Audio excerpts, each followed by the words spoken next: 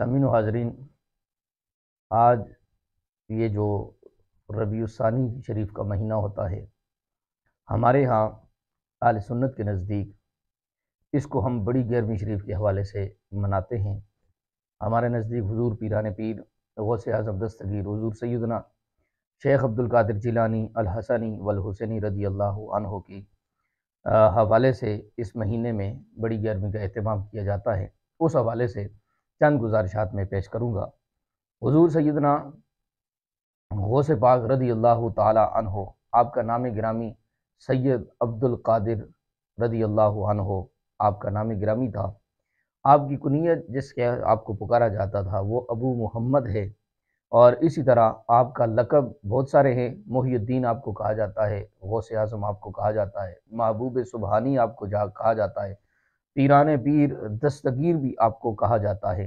آپ یکم رمضان المبارک 470 ہجری میں آپ کی پیدائش ہوئی، اور مزار انوار آپ کا بغداد شریف میں ہے، اور عمر شریف آپ نے 91 برس تقریباً آپ نے عمر پائی ہے۔ آپ کے والد ماجد حضرت ابو موسیٰ صالح جنگی دوست رحمۃ اللہ تعالیٰ علیہ ہیں، اور آپ کی والدہ ماجدہ ام الخیر فاطمہ ثانی رضی اللہ عنہ آپ کا یہ نام تھا۔ حضور غوث پاک رضی اللہ تعالیٰ عنہ کے اللہ تبارک و تعالیٰ نے بڑی شان، بڑا مقام اور مرتبہ عطا فرمایا، اور پوری دنیا آپ کے مقام اور مرتبے کی قائل ہے۔ سب مانتے ہیں کہ حضور غوث پاک رضی اللہ تعالیٰ عنہ کو اللہ تبارک و تعالیٰ نے بڑی شان عطا فرمائی ہیں۔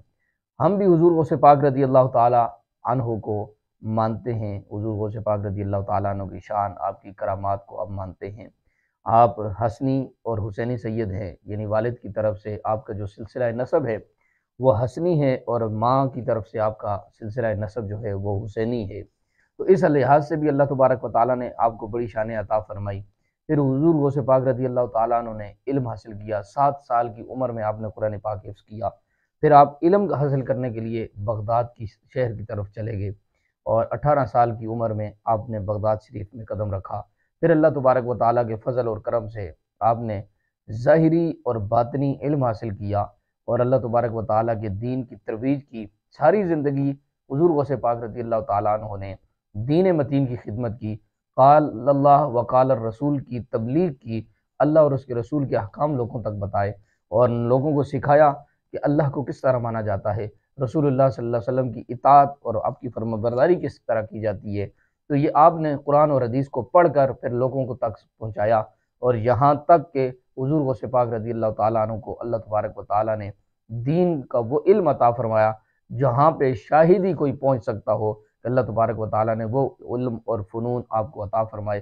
اللہ تبارک و تعالیٰ ایسے نیک لوگوں کی صحبت ہم سب کو نصیب فرمائے۔ اللہ تبارک و تعالیٰ حضور غوث پاک کے درجات کو بلند فرمائے۔